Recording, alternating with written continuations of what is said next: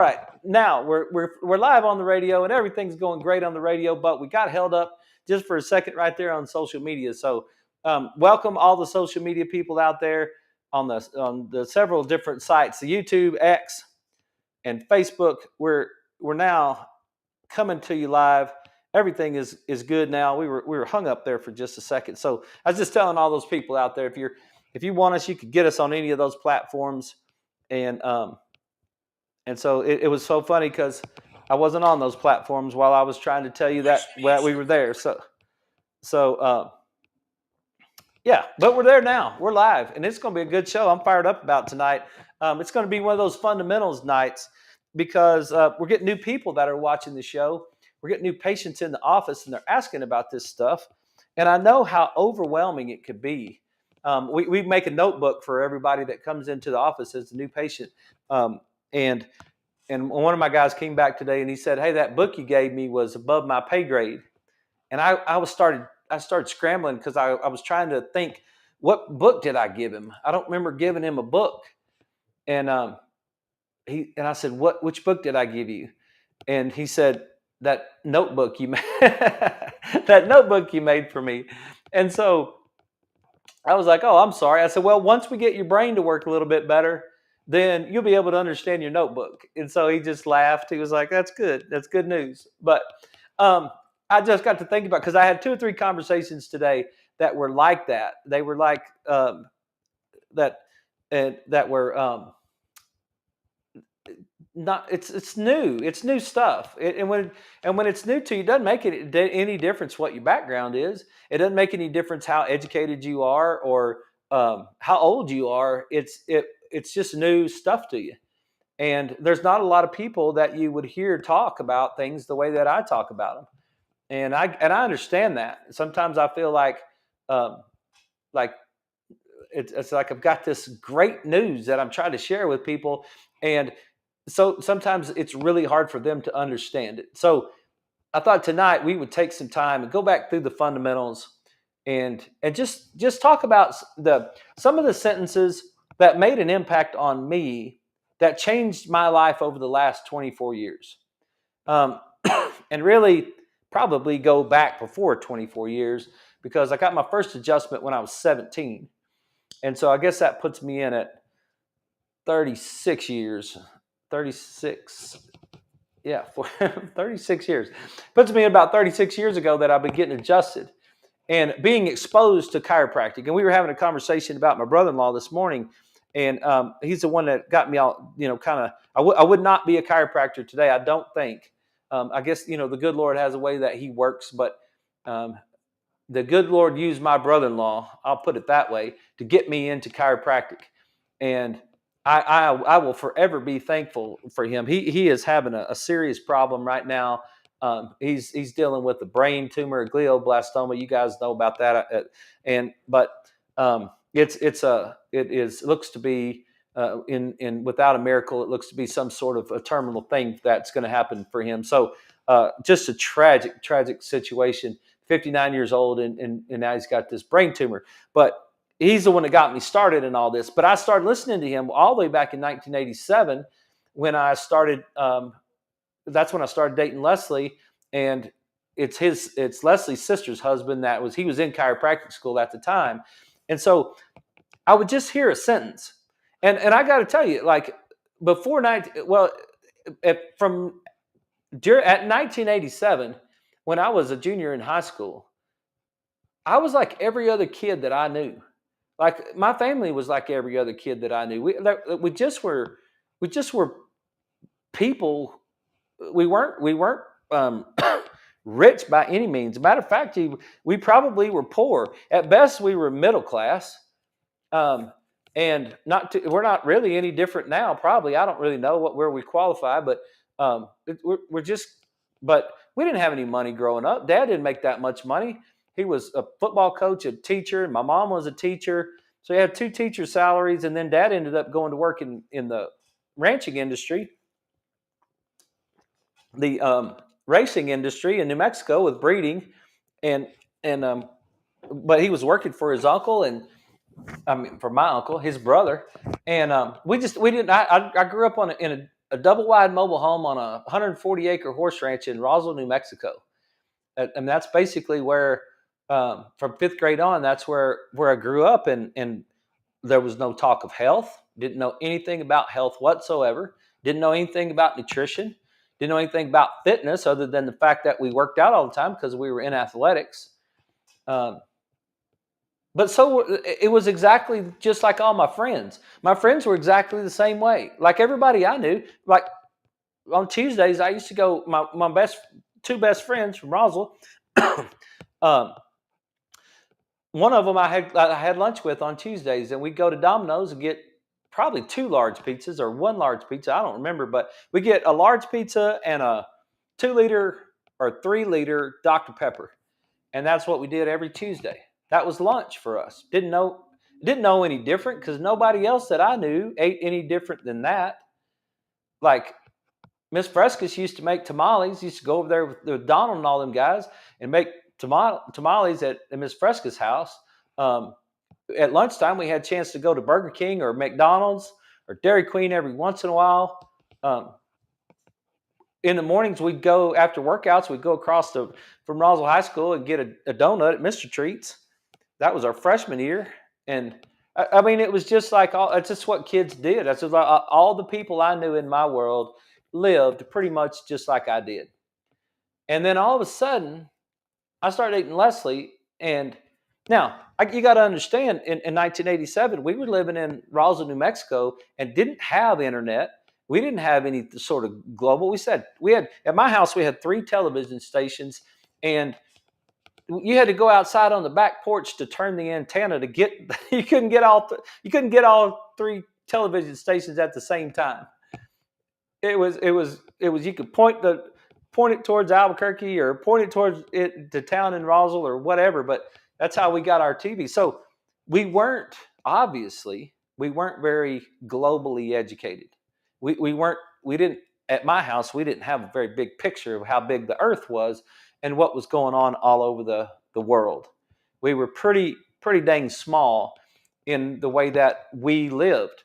And I didn't know any different than anything else. But then all of a sudden, I get exposed to my brother-in-law who starts saying things to me that just were foreign. Like I didn't understand what he meant. When he said, you bleed 2 tablespoons internally or 2 teaspoons internally every time you take an aspirin.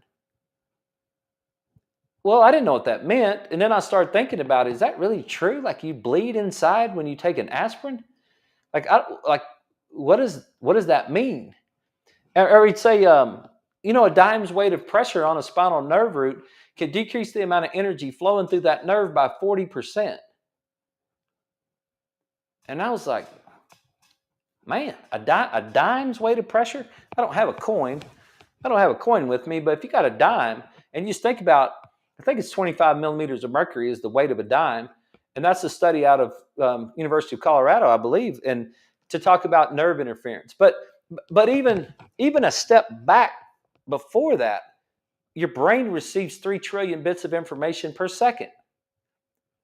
Your brain is a receiver of information, not a sender of information first.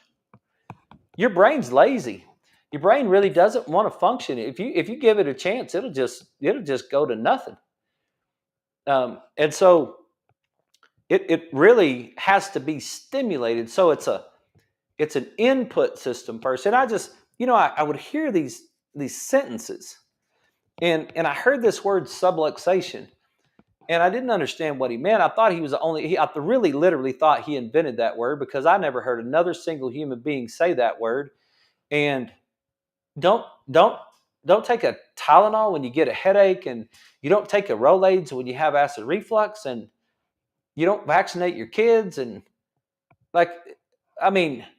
you can imagine, and not only can you imagine, but it's probably something that is very foreign to everybody that's listening to the show. And it's like what you see today, like you guys that are new to our show, that are new to our office, that are trying to catch us on, that are saying, hey, you do a podcast? One of my ladies today, she's like, when do you have time to do a podcast? And I said, well, from 6 to 7 every night. I just walk in from adjusting patients just like I did today.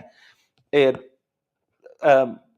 we adjusted patients. I started this morning at 6 a.m. doing fitness classes. We had an hour-long training on our neuro brain stuff that I'm so excited. I'm so excited for that.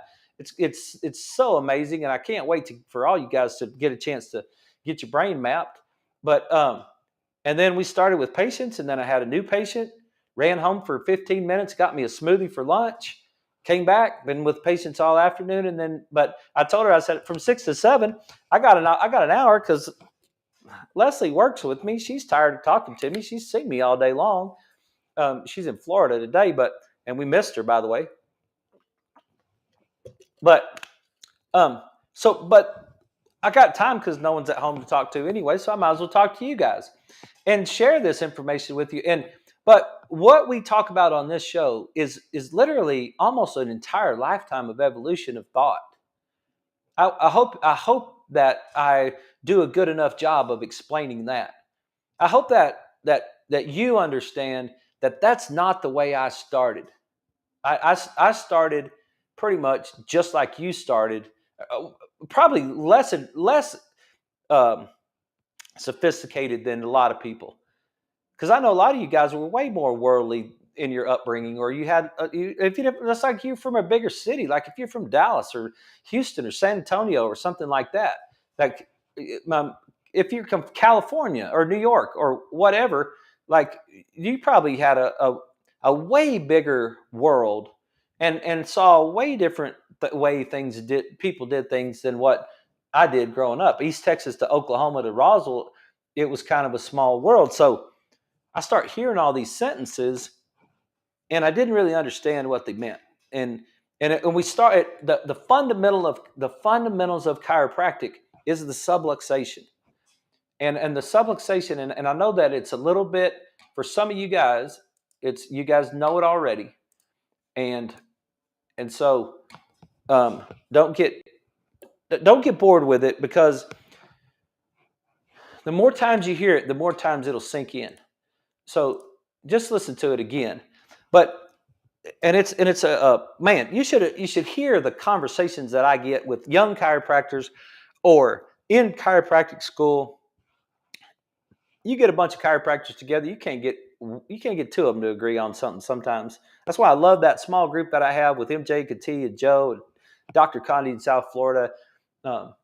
It's a small group of guys that kind of fit. And my brother-in-law was one of those guys. He taught me this whole concept that I don't really think is. Let me do it in a different color.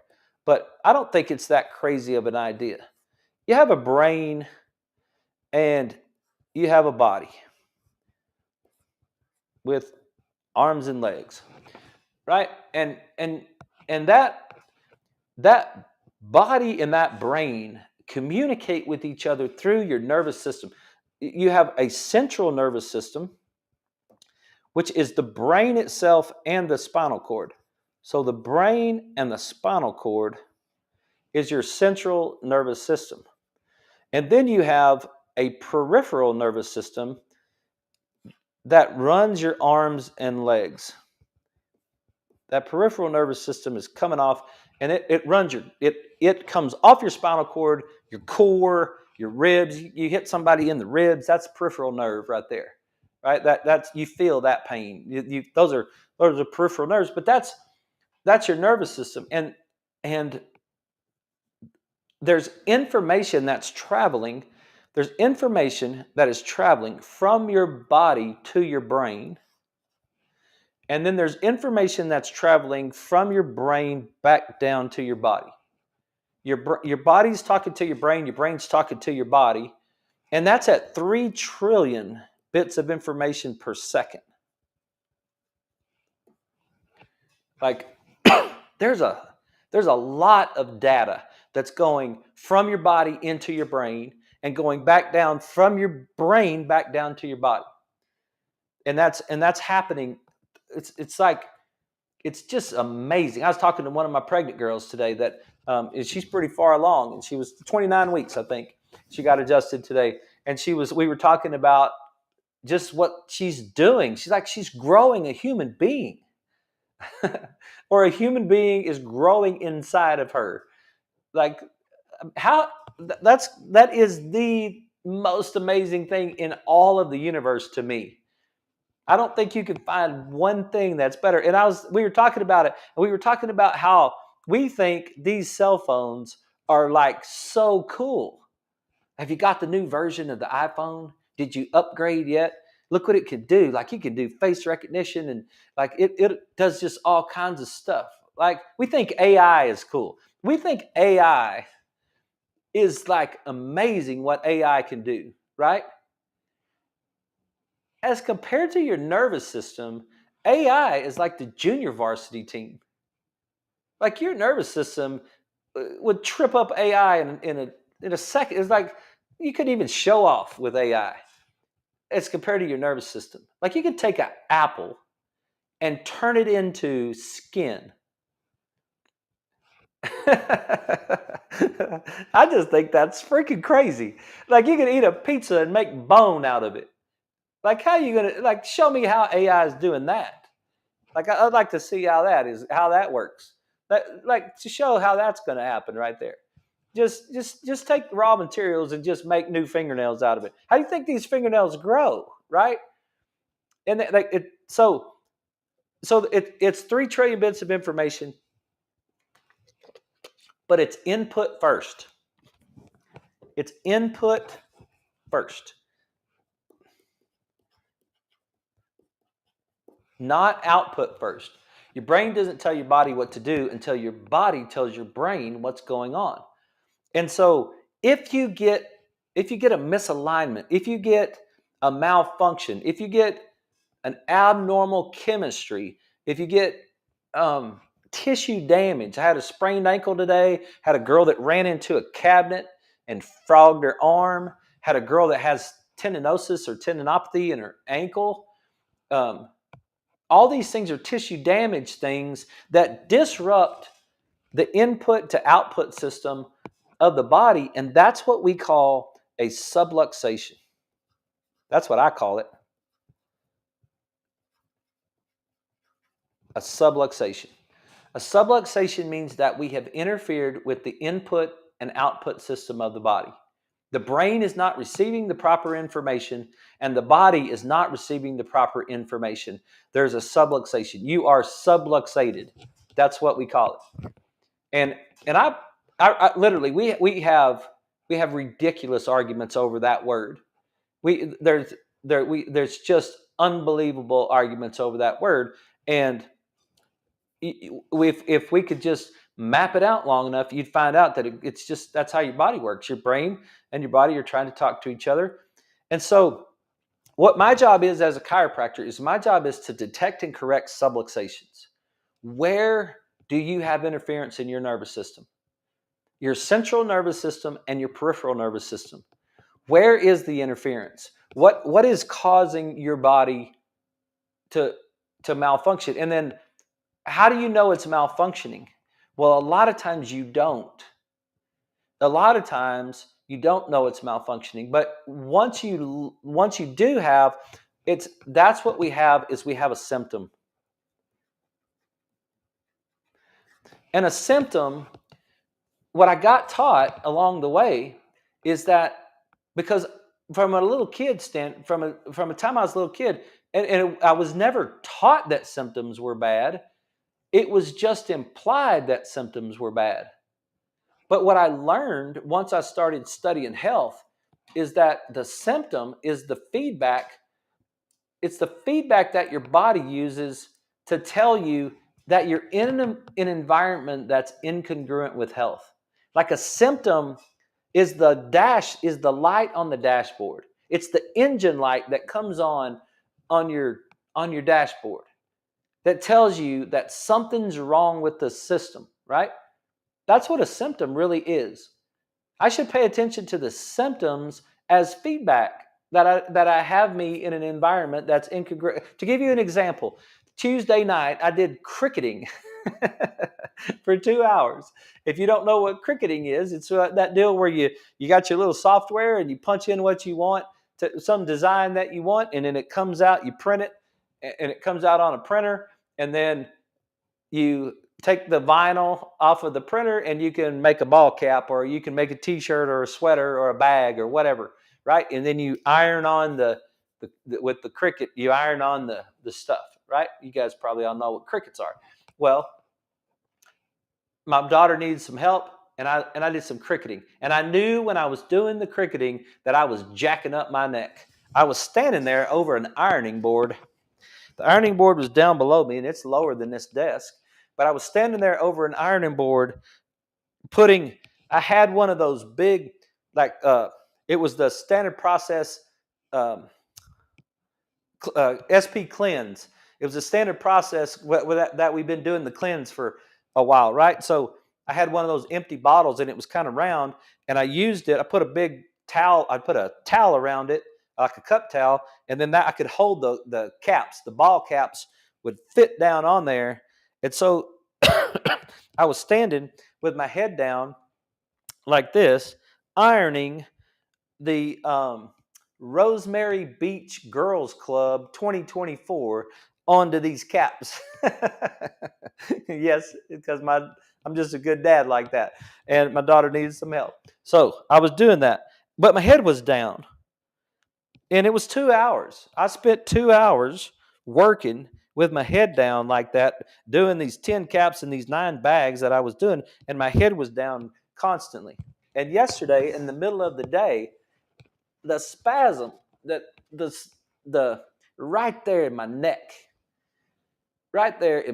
it's been killing me all day long.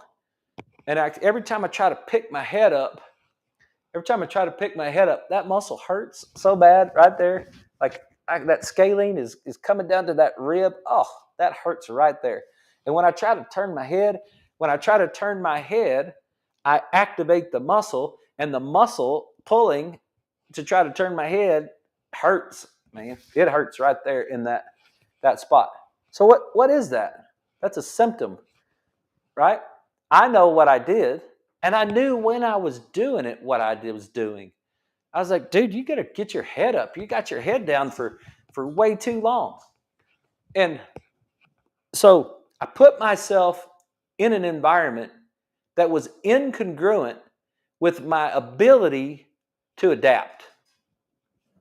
I put myself, and I actually looked those words up, and they're not great. They're not great definitions of congruent and incongruent. In case you don't know what that means, congruent means corresponding, coinciding exactly when superimposed, like congruent triangles. If you put two triangles right on top of each other, and they are exactly coinciding, which now it's like gets even more complicated, but they're exactly the same. They're congruent. They're in line with one another, right?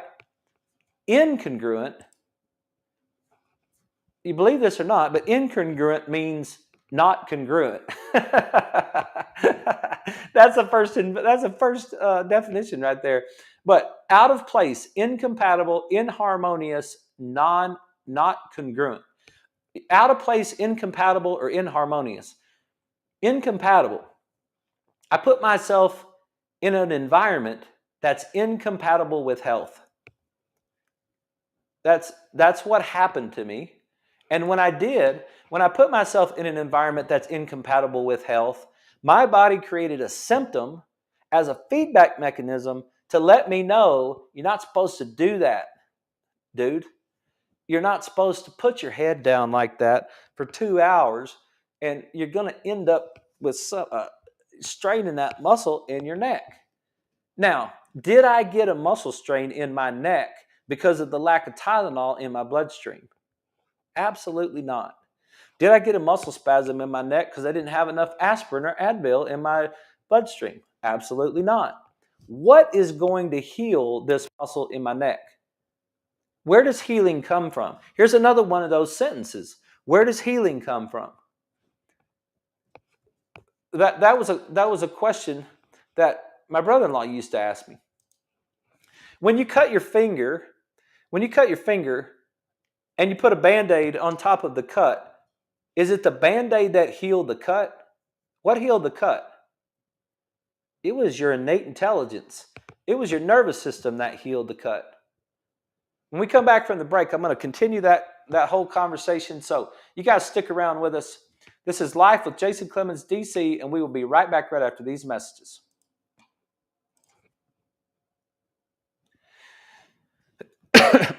It's not the Band-Aid that heals the cut. My brain is going to fix it. That's what I used to tell the kids. Let your brain fix it. Let your brain fix it. So what would I do? I put a Band-Aid on over that cut just to protect it from the outside world. And then underneath that Band-Aid, my innate intelligence is working. What's going to fix this muscle in my shoulder? Is it Tylenol? Is it some sort of muscle relaxer or painkiller? Is it like it's too hard on me to handle? Like I probably ought to take some Tylenol when I get home because my neck hurts. Well, someone taught me that Tylenol, acetaminophen, is toxic to my liver. So what am I going to do? What am I possibly going to do? How am I going to make it through the next few days? How is it possibly? I mean, this is tragic, right? This is tragic because my neck hurts a little bit. No. Am I willing to trade the toxicity of the acetaminophen for the minor amount of relief I'm going to get on my neck? And I'm not today. I've only done that one time in the last 24 years. I've taken one Tylenol in the last 24 years, or two at one time. Like that was my dose, whatever it was.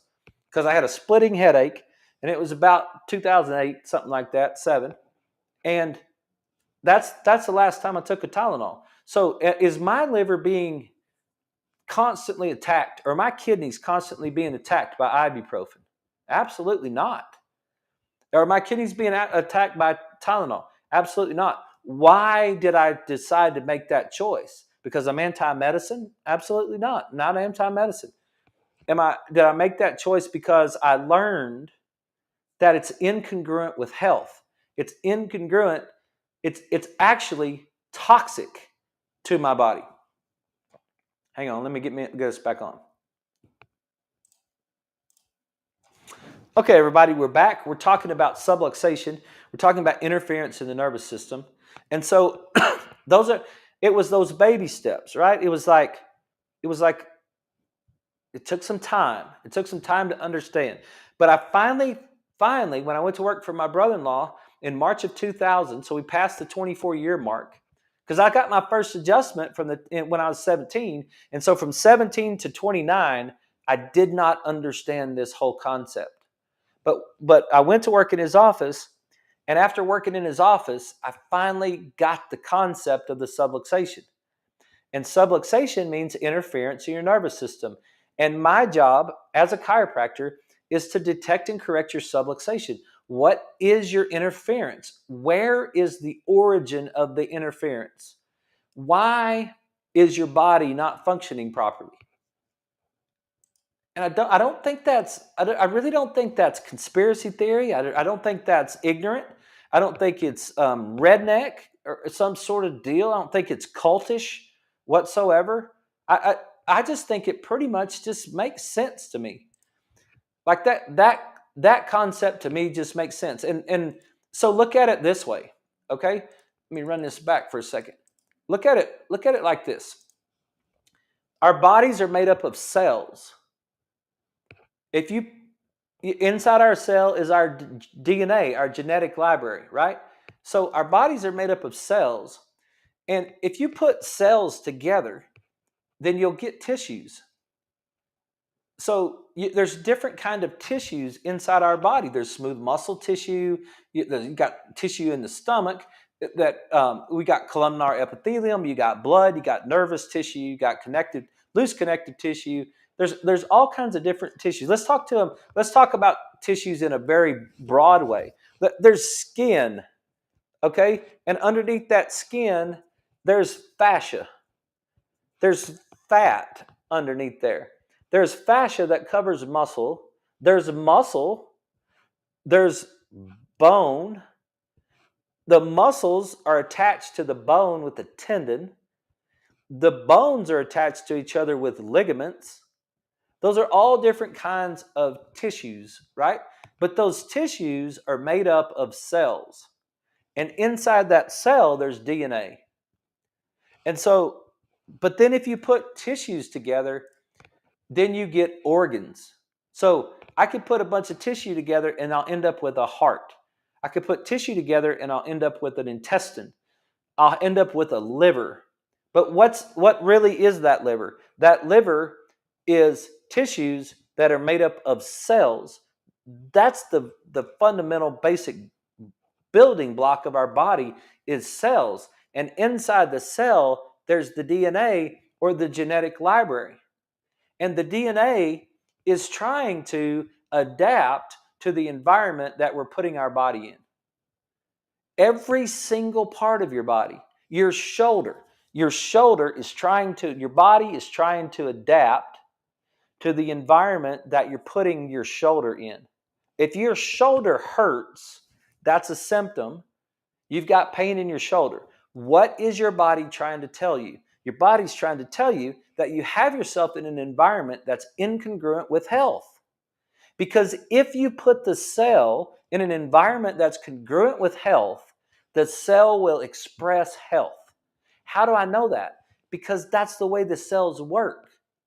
Now, could you possibly have a cell that's been damaged in some form or fashion? It's got some sort of issue. Yes.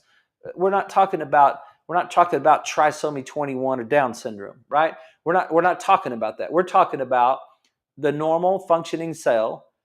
It's like the cotton seed in the cell. Remember, we said that last week. You put the cotton seed on the table and you lock up this room and you come back in 3 months. What will you find on the table?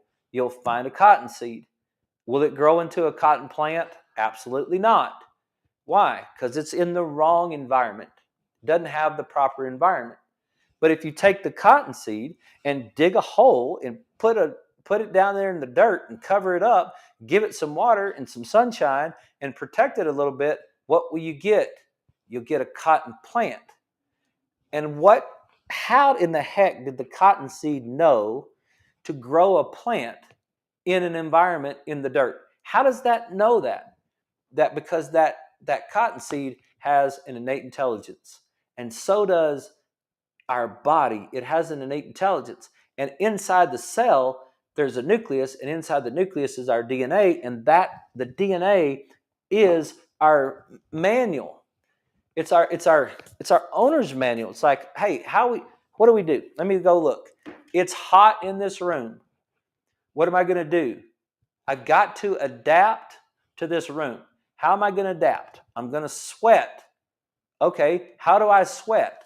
I don't know. Let me look in my owner's manual. Let me see. There it is. Page 19. Page 19 of the owner's manual. This is how you sweat. Well, that's basically what your DNA are inside your nucleus. Your nucleus is receiving information, and it's receiving information from the cell wall. The cell wall is sending information to the nucleus. Where's the cell wall getting the information? It's getting it from the environment. The environment is hot. The environment tells me that it's hot. The cell detects the heat. The cell wall sends the information to the nucleus. The nucleus says, okay, it's hot. The nucleus looks on the DNA and says, how am I going to adapt to hot? I'm going to sweat. That's how we work. Okay. What happens when you put the body into an environment that is incongruent with your DNA? If you don't have the page for aspartame in your book, if you don't have the page for Splenda, for sucralose, where is it in the owner's manual? Show me in the owner's manual where you're able to adapt to sucralose, the Splenda. Tell me where you're able to adapt to saccharin. You're not able to adapt to those things. It's not in your owner's manual. So what will it do? It will just become exhausting trying to find a way to adapt to this environment that's incongruent with health. So what will happen? I'll end up with a symptom. My body will create a symptom and it'll tell me, I can't adapt to this. And it doesn't matter where in your body you have a symptom. If you've got plantar fasciitis on the bottom of your foot, what is plantar fasciitis? It's inflammation of the plantar fascia. It's inflammation of the tissue. Why would the tissue get inflamed? Because it's not functioning properly. Why is it not functioning properly? Because of the lack of Tylenol in the bloodstream? Absolutely not. It's not because of the lack of Tylenol in the bloodstream. It's because the foot, for some reason, is not functioning properly, which is causing that tissue to break down because it's in an environment that's incongruent with health. And I don't think, man, it took me a long time. It literally took me a long time to hear these sentences. And the first thing that we all do about things that we don't understand is we're negative about them, right? Our first reaction is things that it's very typical for us to be negative about things that we don't understand. Just ask somebody about chiropractic and hear what you get. You get all kinds of negative sentences. Like, it's one of the most inspiring things to me, and I love my job. And I don't really care. I don't care if I go online and I listen to some guru of knowledge, some fountain of knowledge that knows everything there is to know about everything, and they say something stupid about chiropractic. They dog chiropractic in some form or fashion. It makes no difference to me. I'm not 12. You know what I mean? It's like, you know how much study I've done to figure this whole subluxation thing out and the nervous system and all that sort of thing. It's like, it's okay. But I understand the beginning that sometimes you have to hear it multiple times. You have to hear it and then you have to get it. So one of the sentences that is super important to me is, if my job is to detect and correct subluxations, my first question, I don't know if it's because I'm a male, I don't know if it's because of my personality, I don't know if it's because I grew up on a ranch, I don't know what reason it is that I ask this question, but my question, if I'm supposed to correct it, if I'm supposed to detect it and correct it, I want to know what's causing it. What is the cause of the subluxation? What causes interference in our nervous system? That's a question for me. And because if my job is to fix it, then it just seems logical. That just seems logical to me. So what is the cause of the subluxation? Okay. Number one, physical stress. Physical stress. I physically stressed my neck standing up, looking down for 2 hours at that cricket. Would I do it again? Absolutely. Yes. Do I love my daughter more than anything in the world? She's the number one joy of my life. I love my son. I love my daughter. I love my wife. But yes, I would help her. They're high on my value system. Number one thing is physical stress. I put my body in a physical stress that was more than my body had the ability to adapt to, right? I could not adapt to that stressor. So what did my body do? The physical stressor was too much for my body to adapt to, so my body created a symptom to let me know you done jacked that up, dude. Yes. Okay? Physical stresses. I fell off a ladder. I sat at a desk all day long and I look. One of the things I thought about before we started this show, because my neck hurts, so I was turning my head to the right because my computer is on the right, but I've done this for 8 months now, but I did change my setting, but the computer is always on the right, so I don't look to the left. I don't look to the left very often, but I look to the right all the time to look at this computer. Well, one of my conversations today was my lady said that her son is a guitar player. Well, if you're a guitar player and he's kind of hunched over, so is my brother. He's a guitar player, kind of hunched over. The thing about guitar players is they never play a left-handed guitar unless they got one specially made for them, right? A right-handed guitar player is always going to play the guitar right-handed, but they're never going to play a left-handed guitar. That's a physical stressor. It's an asymmetrical physical stress that causes the body to break down.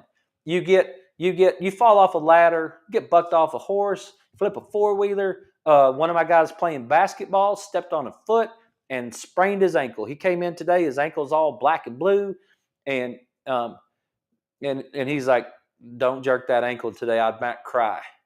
And so I was like, all right, but you really need that talus to be adjusted. It's super important that you get that talus to be adjusted, but I'm not going to get into that tonight. But if you sprain your ankle, you got to adjust that talus and get that ankle to function properly, right?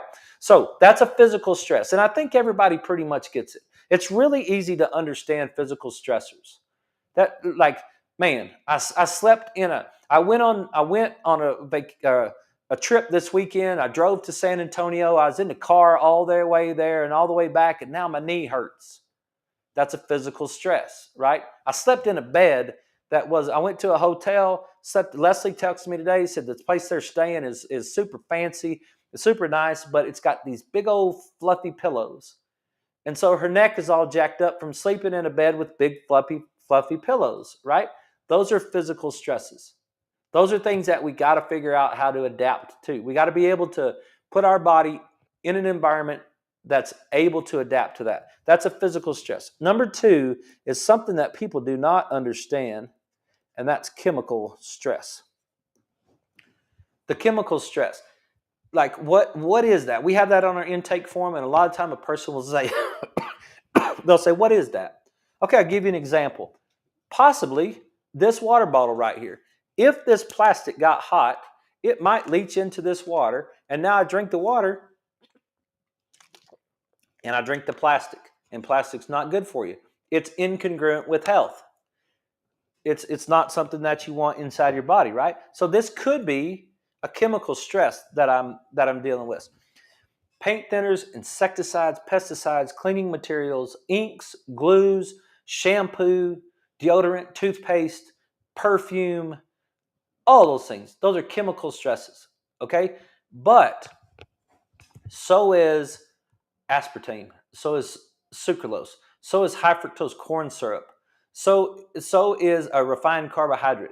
Those are chemical stresses too. What do you mean? What do you mean? What do you mean? Why do you say that? Like, what are you talking about? We were talking about birth control pills today. Like, but let's just talk about something that's super simple. Let's just talk about, so I don't get in trouble. Let's just talk about soda.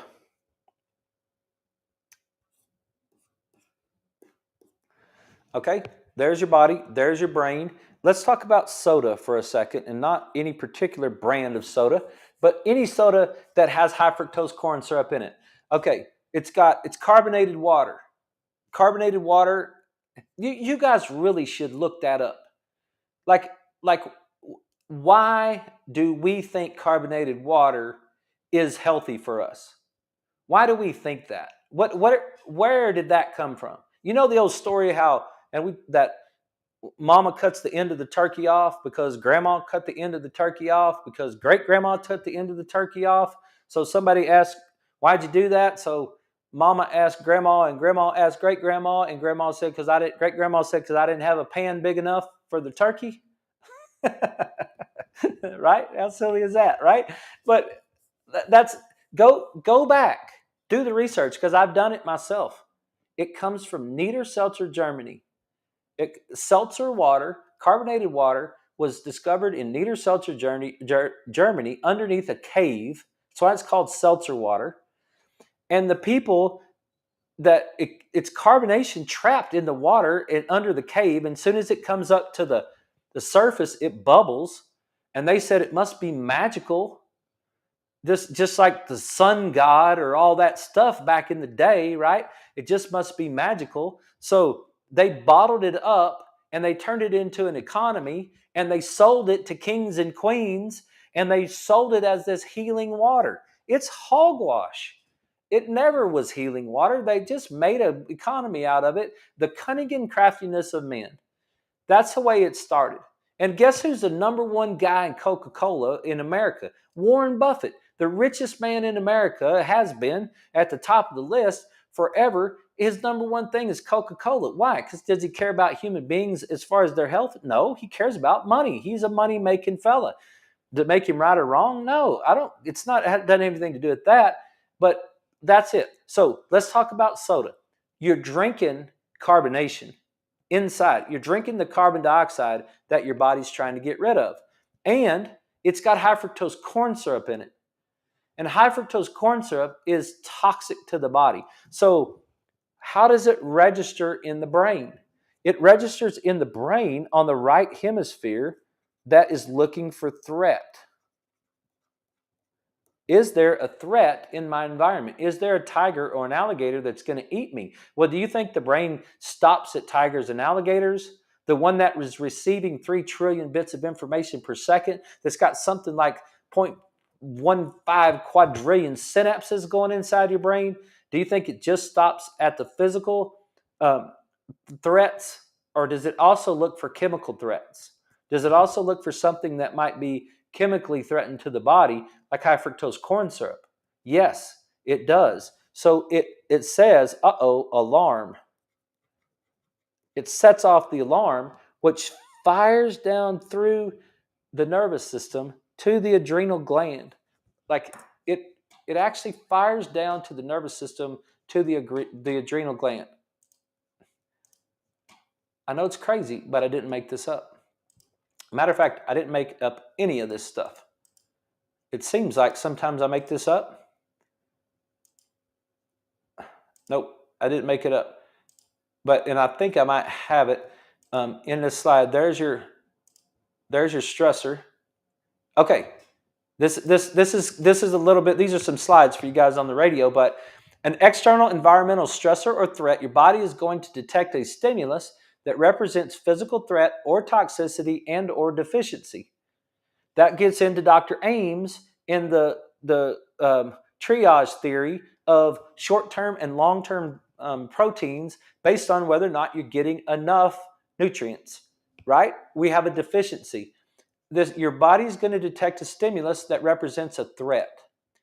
And regardless of whether you're actually experiencing an event you perceive as stressful, or whether you are thinking about a past or future event you perceive as stressful, the physiological state you express is the same.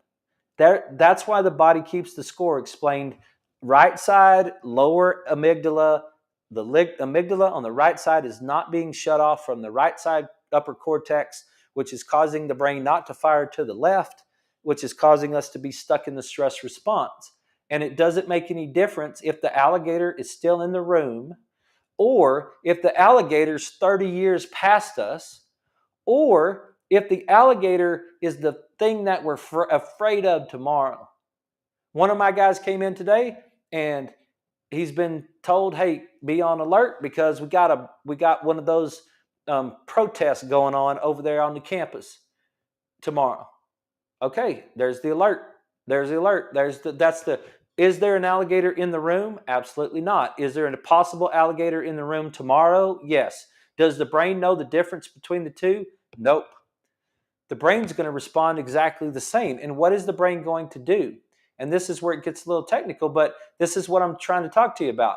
The brain is going to, your nervous system is going to send information to the sympathetic nervous system located in the IML tract of the spinal cord where the stress response, fight or flight response is initiated. Okay, now here we go. All sympathetic activities are going to increase. It's going to increase your heart rate, your blood pressure, your blood sugar. All parasympathetic activities are going to decrease. Sex glands, sex drive, digestion, growth hormone production, cellular immunity, all those things are going to start to happen right there. Okay?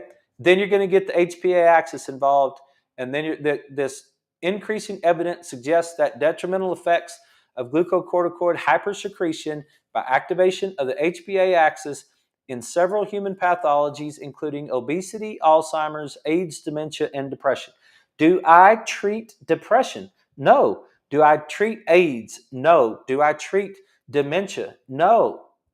Those are all symptoms of a body that's in an environment that's incongruent with health. What do? I try to get your body back into an environment that's congruent with health. I don't treat your symptoms. I'm not a health doctor is not treating your symptoms. A health doctor is trying to put your body in an environment that's congruent with health. Because one of the things one of the things that's going to happen right here is your body's going to fire down through there to your adrenal glands. And your adrenal gland is going to release cortisol. You guys have heard of that before. It's going to release cortisol from the adrenal glands. And one of the things that cortisol does, it does multiple things, but one of the things that cortisol does is it inhibits, it turns off your cerebellum. Your cerebellum is the little part of your brain that is responsible for balance, coordination, and posture. So your cortisol is going to inhibit your cerebellum. Well, your cerebellum controls this intrinsic muscle, these intrinsic muscles around your spine. So your spine is going to lose your cerebellum is going to lose this intrinsic muscle control because it's going to be turned down by the cortisol, which means now your spine is going to move and put pressure on your nervous system. It's going to put pressure on the tissues that are holding the spine together. It's going to put pressure on the disc. It's going to put pressure on the ligaments. It's going to put pressure on the muscles and the fascia and all of the things that are around the spine. And that pressure on the spine, now we're going to create back pain, neck pain, radiating pain that runs down your leg, right?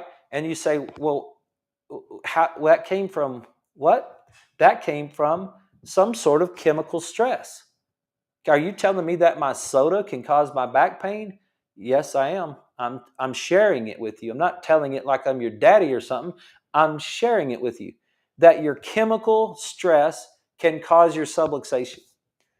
And the last one is your mental emotional stress. And the same thing, mental emotional stress fires from the right hemisphere. The right hemisphere fires down to the adrenal glands. The adrenal glands turns off the cerebellum. The adrenal glands increases the cortisol, increases the blood sugar.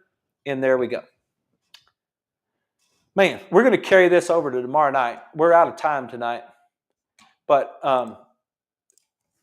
I've got a whole list of things, of sentences that I think would be super helpful. So I hope that was helpful to you. If you got any things or questions or whatever that you want to ask me about, feel free to do that and send me a message or whatever. Otherwise, you guys have a great evening, and we'll see you tomorrow night at 6, and we'll just continue with this fundamental stuff.